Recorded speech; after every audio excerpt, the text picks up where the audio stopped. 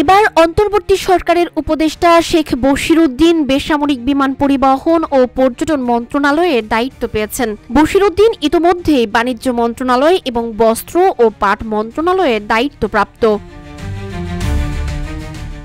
নতুন দায়িত্ব অনুযায়ী তিনি এখন থেকে বিমান পরিবহন ও পর্যটন মন্ত্রণালয়ের কাজেরও তদারকি করবেন। তবে সামাজিক মাধ্যমে প্রশ্ন উঠছে, একের পর এক দায়িত্ব পাওয়া কে এই বশিরউদ্দিন?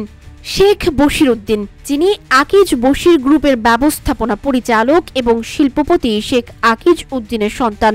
গত 10 নভেম্বর অন্তর্বর্তী সরকারের উপদেষ্টা হিসেবে শপথ নেন তিনি। তার পরিচালিত প্রতিষ্ঠানগুলোর মধ্যে রয়েছে সিরামিক্স, জুট, প্যাকেজিং, গ্লাস সহ নানা খাত। বর্তমানে প্রতিষ্ঠানটি 3টি দেশে কার্যক্রম পরিচালনা করছে এবং 25টিরও বেশি দেশে পণ্য রপ্তানি করছে।